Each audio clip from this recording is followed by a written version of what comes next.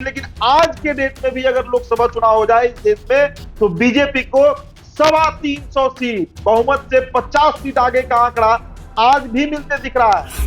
जो मौजूदा स्थिति है आज के डेट में, अगर आज लोकसभा चुनाव हो जाए तो इस देश में कांग्रेस को 52 से 72 सीटें, मतलब पिछले बार जितने सीट आए थे उसी के आसपास 10-20 सीट ऊपर नीचे होते हुए दिख रहा है। मतलब पूरा जो राहुल गांधी का पदयात्रा हुआ, पूरा जो एक कैंपेनिंग चला सोशल मीडिया से लेकर ग्राउंड पर, वो फुस हो गया। बिहार में मुझे शक है कि यहाँ के क्षेत्रीय दल का खाता भी खुल जाए, ये भी बहुत बड़ा बात है। बिल्कुल, पिछले बार तो शून्य पर आउट हुए हैं। आप देख लें, आप 2019 के चुनाव में देख लें आप, मैं जो गठबंधन जो समीकरण है वो तो बीजेपी के साथ नहीं, उसके अलावा क्या है कोई भी लोग का कितना संख्या आप जान सकते हैं, 2-3% है। तो क्या आपको लग रहा है कि ये तीनों मिलकर जो है बीजेपी के जातीय समीकरण को दाब सकते हैं? लेकिन बिहार में भी आप कैसे आप सोचिए उदित फायदा मिलेगा। बिहार में जो जातीय जनगणना होगा, जो जातीय कार्ड खेला जा रहा है, उसमें तो 36% ईबीसी वर्ग से है, अति पिछड़ा। न लालू यादव ईबीसी है, न नीतीश कुमार ईबीसी है, न ही महागठबंधन के नेता ईबीसी है। 17% मुस्लिम भी है।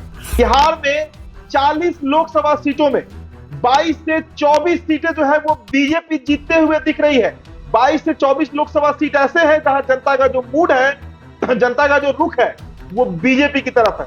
झारखंड की बात करें आंकड़ों पर तो 14 लोकसभा सीटों में 11, जी हां, एक मैसिव विक्ट्री आप कह सकते हैं, 11 सीटें बीजेपी को जा सकती हैं। नहीं, बिल्कुल बीजेपी जो है वो लगातार अति पिछड़ों के क्षेत्र में काम किया बिहार में। फिर से सवर्ण उनके साथ, जो अन्य छोटी छोटी जातियां जो है, दलित तो पूरा टूट गया है। तो मुस्लिम, यादव, कुर्मी, बिल्कुल यही 3 जातियां जो है जो मजबूती के साथ इनके साथ खड़ा हो सकती हैं। और इनके आधार पर आप लोकसभा का चुनाव नहीं जीत सकते। बड़ा संख्या होता है, बड़ा क्षेत्र होता है, वहां पर सभी का वोट जो है मायने रखता है। और सब सोचिए ना, जो महागठबंधन है वो अपने आप को कहती है कि पिछड़ों दलितों की पार्टी है। कौन दलित इनके साथ है आज? कौन दलित है? जीतन राम मांझी, चिराग पासवान आज सबसे ज्यादा मुखर बने हुए हैं इस गठबंधन को लेकर। 300 से नीचे नहीं रहने जा रही है, चाहे कितना भी उनके लिए विपरीत कंडीशन क्यों ना हो जाए। क्योंकि आप देखिए ना, आप डिलीवर जो है आज देश के सामने डिलीवर कौन कर रहा है? बीजेपी ने जो वादा किया वो पूरा कर रही है। उनके पास कहने के लिए, जनता के सामने जाकर बोलने के लिए है कि हम जो एजेंडे पर काम कर रहे थे, जो हमारा मूल एजेंडा, देश का अन्य पार्टी बोलने से डरता था, संसद में प्रधानमंत्री तक इसको लेकर बोलने से, बयान देने से डरते थे, वो सारे काम हमने पूरा किया और डंके की चोट पर हमने पूरा किया है। कानूनी लड़ाई लड़के पूरा किया है, बिल्कुल संवैधानिक लड़ाई लड़के पूरा किया है। 2024 लोकसभा चुनाव का शंखनाद हो चुका है। तमाम जो सर्वे एजेंसियां हैं वो अपने स्तर पर सर्वे करा रही हैं कि 2024 में देश का प्रधान कौन होने जा रहा है, किस पार्टी को बहुमत मिलने जा रही है, कौन सी पार्टी पिछड़ने वाली है। टाइम्स नाउ, नवभारत टाइम्स की तरफ से एक बड़ा सर्वे 2 राज्यों में किया गया है और पूरे देश में भी किया गया है, लेकिन फोकस 2 राज्यों पर है, बिहार और झारखंड। बिहार के 40 लोकसभा सीट और 14 लोकसभा सीट झारखंड में। आंकड़े जो सामने आए हैं, जनता का जो मूड है वो चौंकाने वाले हैं, या यूं कहिए कि चौंकाने वाले नहीं भी हैं।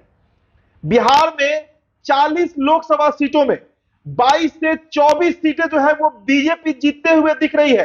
22 से 24 लोकसभा सीट ऐसे हैं जहां जनता का जो मूड है, जनता का जो रुख है, वो बीजेपी की तरफ है।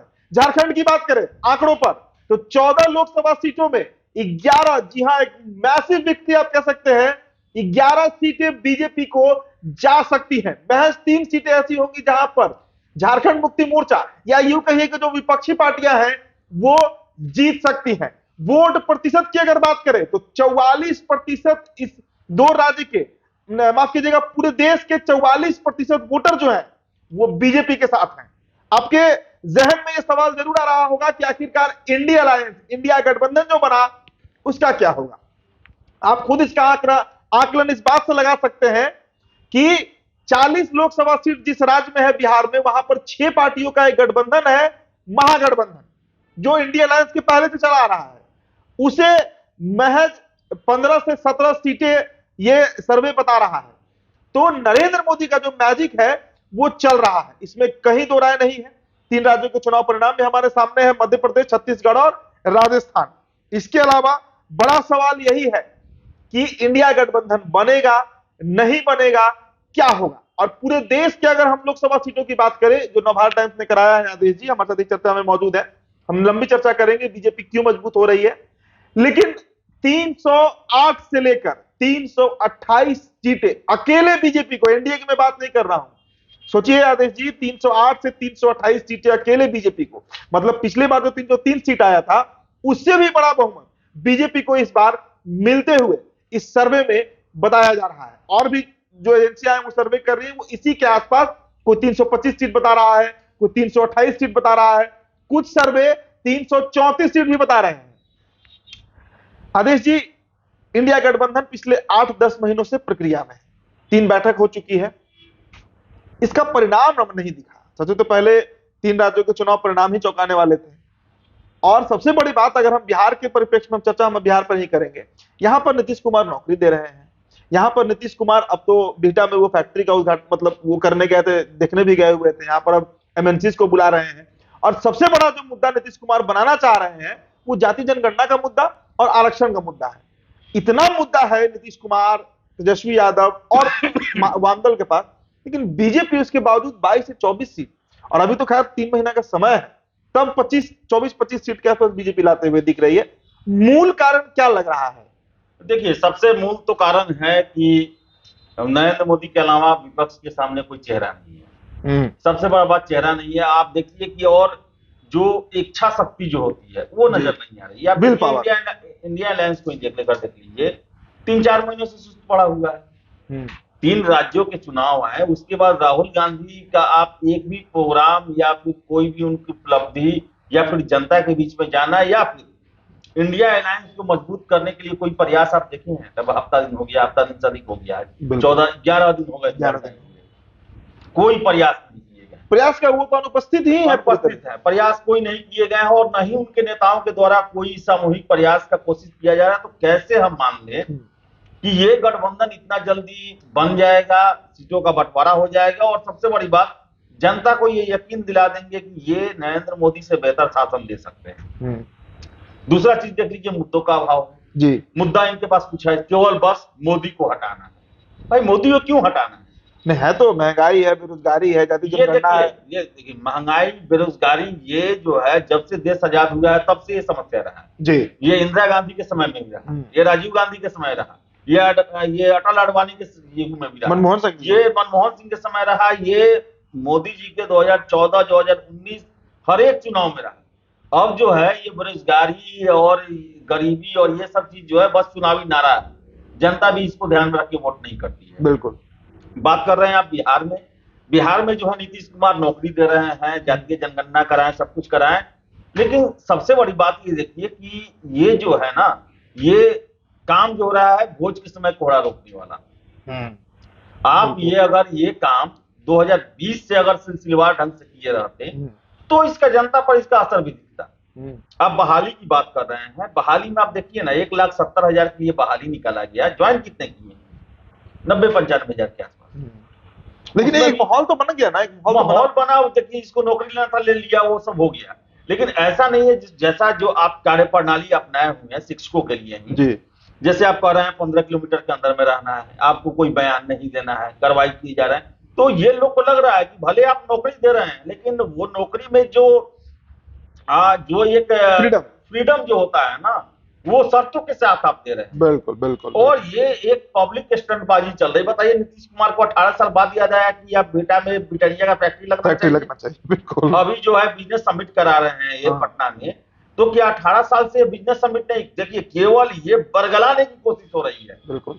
और सारा लोग यही देख रहा है नरेंद्र मोदी में और अन्य पार्टियों में कि अन्य पार्टियां बरगलाने के लिए काम कर रही है। चुनाव है तो ये युद्ध स्तर पर प्रयास किए जा रहे हैं और लग रहा है कि बिहार जो है डेवलप स्टेट बन जाएगा। बिल्कुल। 18 साल से क्यों नहीं किए? 18 साल से क्यों नहीं आया इंडस्ट्री लगा? ब्रिटानिया क्यों नहीं आया 18 साल से? आप अडानी को गाली देते हैं, आज पेपर में देख लीजिए, सबसे पहला जो नाम है उसमें कोई अडानी है, उनका नाम दिया गया, अडानी ग्रुप से आ रहा है। और यही जो तेजस्वी यादव है वो राहुल गांधी के पीछे सुर में सुर मिला के कहते हैं अडानी अंबानी की सरकार है और सारा पैसा उनकी झोली में डाला जा रहा है। बिल्कुल। फिर क्यों बिहार बुलाए उनको आप? तो देखिए, ये जो है ना अपनी बातों की समस्या में ही पड़ते जा रहे हैं। और दूसरा चीज, इन्होंने जातीय जनगणना कराया, आरक्षण का मुद्दा छेड़ा इन्होंने। क्या हुआ उसका परिणाम? राहुल गांधी जो है केवल बिहार का, तो बिहार से तो लोकसभा का सीट प्रधानमंत्री का फैसला होना नहीं है। बिल्कुल। राहुल गांधी मध्य प्रदेश, छत्तीसगढ़, राजस्थान, तीनों जगह पर चिल्लाते रहे कि हम जातीय जनगणना, और कितने ओबीसी कितने एससी जो है वो बजट में योगदान देते हैं, फैसला लेते हैं। क्या परिणाम आया? तीनों राज्यों में बुरी तरह से अभी तक का सबसे खराब हाथ था इनका। बिल्कुल। तो उसका क्या फायदा मिलेगा? मानिए बिहार में आप कह देते हैं कि बिहार में जो है इसका फायदा मिल जाएगा, लेकिन बिहार में भी आप कैसे, आप सोचिए उदित फायदा मिलेगा। बिहार में जो जातीय जनगणना होगा, जो जातीय कार्ड खेला जा रहा है, उसमें तो 36% ईबीसी वर्ग से है, अति पिछड़ा। न लालू यादव ईबीसी है, न नीतीश कुमार ईबीसी है, न ही महागठबंधन के नेता ईबीसी है। 17% मुस्लिम भी है, 17% मुस्लिम भी है। क्या उनको आप जो कहते हैं जिसकी जितनी भागीदारी उतनी हिस्सेदारी, क्या उनको हिस्सेदारी आप देने को तैयार हैं? क्या ईबीसी को बिहार का मुख्यमंत्री बनाने को तैयार हैं? क्या आप मुस्लिम कैंडिडेट को बिहार का मुख्यमंत्री बनाने को तैयार हैं? क्या आप मुस्लिम कैंडिडेट को बिहार से प्रधानमंत्री का चेहरा बनाने को तैयार हैं? क्या आप किसी ईबीसी को बिहार से देश का प्रधानमंत्री बनाने को तैयार हैं? और आप देखिए जातीय जो आंच पर यह रखा गया है, चुनाव को बिहार में रखने की कोशिश की जा रही है। आप सोचिए ना, नीतीश कुमार का जातीय जनगणना में कितना उनका जाति का संख्या है। लालू यादव का देख लीजिए, यादव, फिर से मुस्लिम, कुर्मी। कांग्रेस की बात मैं नहीं कर रहा हूं, कांग्रेस और लेफ्ट जो है वो इन्हीं के भरोसे हैं, उनके पास कार्यकर्ता भी नहीं काम करने के लिए। तो आप ये हम बताइए कि ये जो पूरा होता है 30% के आसपास होता है, और बिहार के भाजपा अध्यक्ष बोलते हैं कि हमको 30% का वोट चाहिए ही नहीं। इसका मतलब उनको पता है कि 30% डिसाइडिंग मेरे लिए नहीं है, मेरे लिए 70% है, और वो 70% इनके तरफ एक मुफ्त वोट करते हैं। तो क्या होगा इसका परिणाम? मैं कह रहा हूं ये टाइम्स नाउ का सर्वे गलत है, ये जल्दबाजी में किया हुआ। ये अभी थोड़ा महागठबंधन को रिलैक्स दे रहे हैं। परिणाम 2019 की तरह बीजेपी के लिए होने वाला, 40 में 40 सीट उसी के आसपास होने वाला है। क्योंकि आप सोचिए ना, आप बीजेपी जो है, जो 3 राज्यों में अपने मुख्यमंत्री को बनाया, डिप्टी सीएम को बनाया, अगर बिहार जाति से ही चलता है तो पूरा जातीय संरचना वहां तैयार कर दिया गया। ब्राह्मण, यादव, आदिवासी ये सब कर दिया गया वहां पर। ब्राह्मण, यादव, फिर से देखिए राष्ट्रपति को भी सब दिया गया, वहां स्पीकर पे दिया गया, डिप्टी सीएम का पद दिया गया है। तो जातीय तो यहाँ से फिक्स हो रहा है यहाँ से। दूसरा बात है आरक्षण की बात करते हैं, 15% आरक्षण, क्या फायदा आरक्षण से? बात देखिए, आरक्षण का जो है वो अब नहीं चढ़ने वाला। आरक्षण से सबसे ज्यादा नुकसान हो रहा है यहाँ के बीसी कैंडिडेट को। बिल्कुल, कट ऑफ तो जनरल से हाई जा रहा है, जनरल से हाई जा रहा है। आप जो पहले वो 50% ओपन कैटेगरी में फाइट करते थे, उसका तो भी तो दायरा कम कर दिए आप, उसका भी दायरा 25% पहला दिया। बिल्कुल। तो यही कारण है कि इसका कोई बिहार में जो है पॉजिटिव दिखाई नहीं दे रहा है। अगर ये दिखाई देता, ये बिजनेस समिट ये सब नहीं होता, इसका परिणाम जो है 3 राज्यों में अलग अलग होता। तो आखिर किस आधार पर बिहार के जो लोग हैं वो, न ही बिहार के नीतीश कुमार अभी तक प्रधानमंत्री के उम्मीदवार घोषित हुए हैं, ये एक इमोशन भी जगता है यहाँ के लोग। बिल्कुल। जरा सा देश के आंकड़े भी हम रख देते हैं जनता के सामने, फिर इस पर भी आपसे हम सवाल जरूर करेंगे। जो ओपिनियन पोल किया गया है, जो सर्वे किया गया है, इसमें डीएमके को कितनी सीटें मिल रही है, आम आदमी पार्टी को कितनी मिल रही है, कांग्रेस को कितनी मिल रही है। कांग्रेस के बारे में पहले आप जान लीजिए, जो मौजूदा स्थिति है आज के डेट में, अगर आज लोकसभा चुनाव हो जाए तो इस देश में कांग्रेस को 52 से 72 सीटें, मतलब पिछले बार जितने सीट आए थे उसी के आसपास 10-20 सीट ऊपर नीचे होते हुए दिख रहा है। मतलब पूरा जो राहुल गांधी का पद यात्रा हुआ, पूरा जो एक कैंपेनिंग चला सोशल मीडिया से लेकर ग्राउंड पर, वो फुस हो गया है। उतनी सीटें ही। देखिए मैं आपको बता दूं कि 2024 का लोकसभा चुनाव हो रहा है, इसमें कांग्रेस से ज्यादा नुकसान क्षेत्रीय दलों को होने वाला है। बिल्कुल। देखिए बीजेपी कहां बढ़त देगी, बढ़त ली भी थी 2019 के चुनाव में। उड़ीसा में 18 सीट जीते, 14 सीट जीते, 14। फिर से आप चलिए कि पश्चिम बंगाल में 18 सीट जीते, बिल्कुल, जबकि इनको विधानसभा में 2 सीट हुआ करते थे। फिर से आप देखिए कि बंगाल में भी इस बार सरकार जो है बीजेपी जो अच्छा परफॉर्मेंस करेगी, बिहार में भी अच्छा वाकई में बता रहा हूं, झारखंड में भी अच्छा परफॉर्मेंस करेगी, उड़ीसा में अच्छा परफॉर्मेंस करेगी, पंजाब में बढ़िया परफॉर्मेंस करेगी। आंकड़े हम बता दे रहे हैं आदेश जी जल्दी से। देखिए जो अभी तक आंकड़े हैं उसमें बीजेपी को ओवरऑल 44% से अधिक वोट मिलने जा रहा है 2024 में। इसके अलावा 308 से 328 सीटें मिलने का अनुमान है। ओपिनियन पोल की माने तो इंडी गठबंधन को 39% वोट मिलने के आसार है, जिसके बदौलत कांग्रेस जो है उसे 52 से 72 सीटें मिल सकती है। ओपिनियन पोल के अनुसार डीएमके को 20 से 24 सीटें हासिल हो सकती हैं। आम आदमी पार्टी की बात करें, अरविंद केजरीवाल की बात करें, तो वो पूरे देश में महज 4 से 7 सीटों पर ही जीत सकते हैं। तृणमूल कांग्रेस टीएमसी की बात करें, ममता बनर्जी की पार्टी, तो 20 से 24 सीटें, मतलब आप अनुमान लगाइए कि करीब करीब 15 से 20 सीटें बंगाल में बीजेपी जीतने जा रही है इस सर्वे के अनुसार। इसके अलावा बीआरएस को लेकर 3 से 5 सीटें जीतने का अनुमान है, और बीजू जनता दल यानी नवीन पटनायक की जो पार्टी है उसे 13 से 15 सीटें उड़ीसा में मिल सकती हैं। तो मतलब बीजेपी आप देखिए तो आपका तो अनुमान सही है कि क्षेत्रीय दलों को बड़ा डैमेज है। अगर बंगाल में 15 से 20 सीट बीजेपी लोकसभा जीत रही है तो मतलब आधा बंगाल जीत रही है। देखिए बता रहे हैं आपको कि भले ये लोग सोच रहा है ना कि जब चुनाव का रिजल्ट आया मध्य प्रदेश, छत्तीसगढ़, राजस्थान का, बिल्कुल, तो उसमें हुआ कि बिहार में जनता दल यू वाले खुश हो गए कि अब तो नीतीश कुमार के लिए रास्ता साफ हो गया। लेकिन इन्हें यह समझना चाहिए कि अगर कांग्रेस इनके साथ नहीं होती है तो इनके लिए बड़ा मुश्किल होने वाला है 2024 का लोकसभा चुनाव। खाता भी खुलने पे डाउट हो जाएगा। ये कितने स्टेट में, बिहार में मुझे शक है, बिहार में मुझे शक है कि यहाँ के क्षेत्रीय दल का खाता भी खुल जाए, ये भी बहुत बड़ा बात होगा। बिल्कुल, पिछले बार तो शून्य पर आउट हुए हैं। आप देख लें, आप 2019 के ही चुनाव में देख लें आप, माई जो गठबंधन जो समीकरण है वो तो बीजेपी के साथ नहीं थी। उसके अलावा क्या ऐड हो रहा है? कुर्मी लोग का कितना संख्या आप जान सकते हैं? 2-3% है। तो क्या आपको लग रहा है कि ये तीनों मिलकर जो है बीजेपी के जातीय समीकरण को दाब सकते हैं? नहीं, बिल्कुल। बीजेपी जो है वो लगातार अति पिछड़ों के क्षेत्र में काम किया बिहार में, फिर से सवर्ण उनके साथ हैं, जो अन्य छोटी छोटी जातियां जो है, दलित तो पूरा टूट गया है। जैसे कि नीतीश कुमार का जो होता था लौ कुश समीकरण, तो उसमें तो कुछ तो निकल गया, वो तो आज बीजेपी के साथ खड़ा है क्योंकि बड़ा संख्या है उनका, लेकिन बस केवल लौ रह गया। तो इनके पास अगर जातीय समीकरण से भी आप जाते हैं तो मुस्लिम, यादव, कुर्मी, बिल्कुल, यही 3 जातियां जो है जो मजबूती के साथ इनके साथ खड़ा हो सकती हैं, और इनके आधार पर आप लोकसभा का चुनाव नहीं जीत सकते। बड़ा संख्या होता है, बड़ा क्षेत्र होता है, वहां पर सभी का वोट जो है मायने रखता है। और यही कारण है कि भले बिहार में बीजेपी का अच्छा परफॉर्मेंस नहीं होता है राज्य के चुनाव में, लेकिन जब केंद्र का चुनाव होता है, 2014 देख ले, 2019 देख ले, 24 में भी, मैं आज भी दावे के साथ कह सकता हूं 2019 बीजेपी रिवर्स कर सकती है। फिर से आप सोचिए ना, जो महागठबंधन है वो अपने आप को कहती है कि पिछड़ों दलितों की पार्टी है। कौन दलित इनके साथ हैं आज? कौन दलित है? जीतन राम मांझी, चिराग पासवान आज सबसे ज्यादा मुखर बने हुए हैं इस गठबंधन को लेकर, और उनके तरफ जो है दलित वोटों का पोलराइज भी हो रहा है। वो दलित महादलित दोनों उधर चले गए। एक समय नीतीश कुमार की क्या मजबूती होती थी?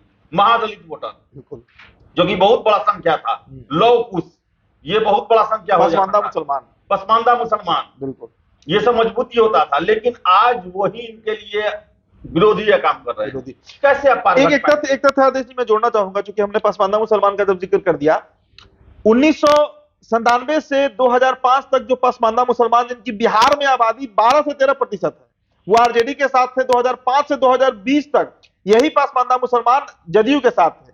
आज वो पसमानदा मुसलमान बिहार में विकल्प तलाश रहे हैं, क्योंकि नीतीश कुमार ने उनको ठगा और लालू यादव ने उनको ठगा। चंदमारी करेंगे ओवैसी आकर, ओवैसी उन्हीं का चर्चा में कर रहा है। जो एक सीट 2019 में महागठबंधन का इज्जत बचाया, कांग्रेस ले आ पाई, किशनगंज, डॉक्टर जावेद, वहां पर भी तो इस बार दावेदार हो जाएंगे एआईएमआईएम।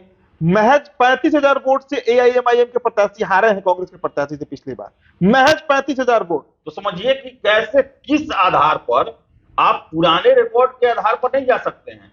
ये पार्टियां जो क्षेत्रीय पार्टियां जो है वो जातियों के हिसाब से अपना चुनाव का गुनागणित बैठाती है। तो बिहार में अगर आज देखा जाए तो एनडीए से काफी कमजोर है महागठबंधन का जातीय हिसाब किताब। बिल्कुल, उनमें ईबीसी का कोई योगदान ही नहीं है, अनुसूचित जाति का भी नहीं है। बीसी जो है, जो यादव और कुर्मी जो है बिहार में 34 साल से शासन चला रहे हैं।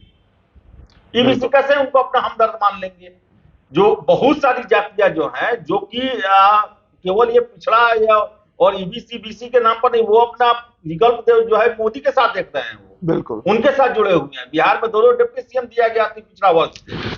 तो ये सब जो प्रयास है, ये कार्य प्रणालियां जो है वो उनमें कॉन्फिडेंस लाई है। और मैं आपको फिर कह रहा हूं कि आप देखिएगा मई में जब रिजल्ट घोषित होगा 16 मई को, उस दिन बिहार में बीजेपी 19 को ही दोहराने जा रहा है। अच्छा, आप बोल रहे हैं दोहराने जा रहा है, लेकिन अभी 3 महीने 4 महीने बचा हुआ है, तब 325 प्लस सीट सब सर्वे दिखा रहा है।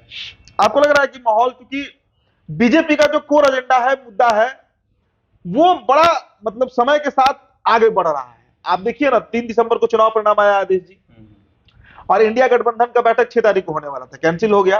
फिर 17 को होने वाला था, कैंसिल हो गया, 19 को चला गया। लेकिन इस बीच 3 घटनाएं घटी अगर देखा जाए तो।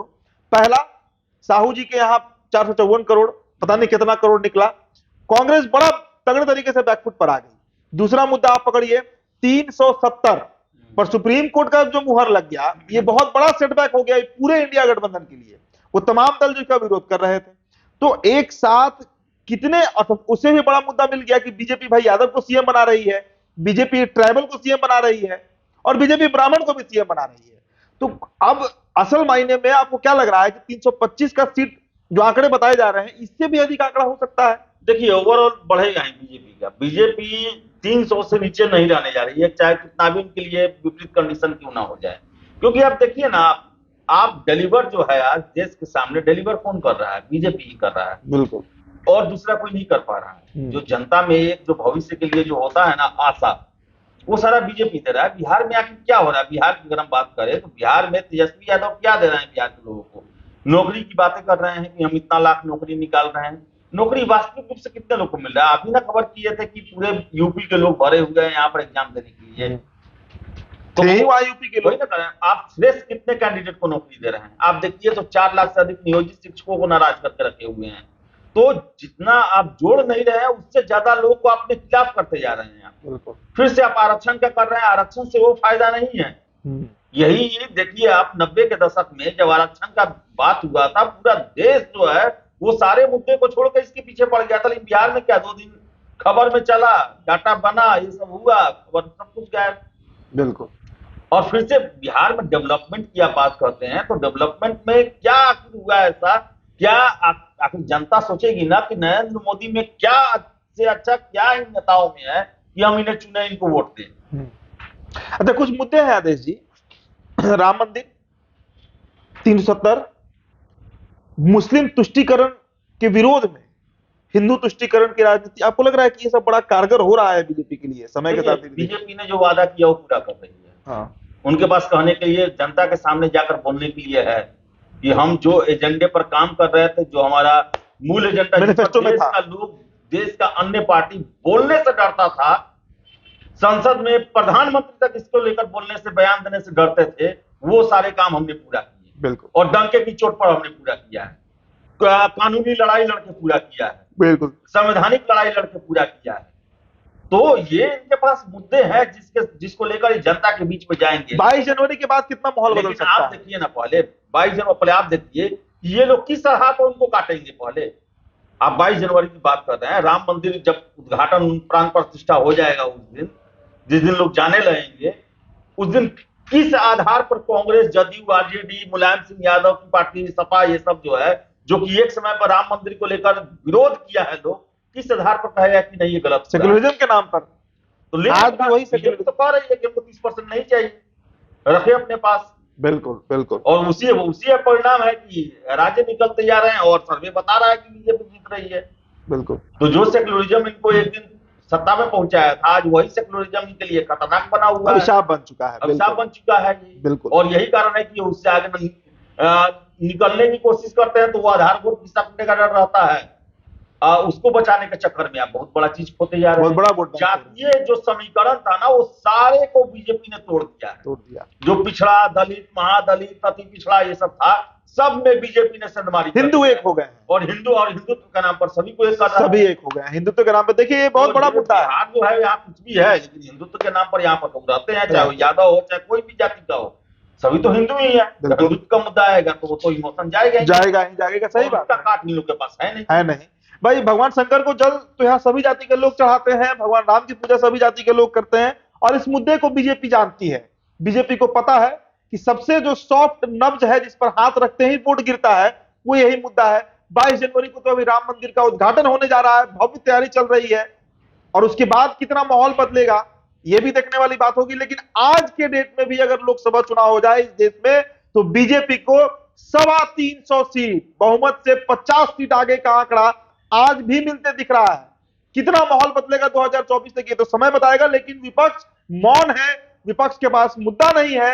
राहुल गांधी 3 दिसंबर के बाद दिखे नहीं है, तेजस्वी यादव भी नदारद है, और नीतीश कुमार क्या कर रहे हैं किसी को पता नहीं चल रहा है। फिलहाल इस चर्चा में हमारा इतना ही।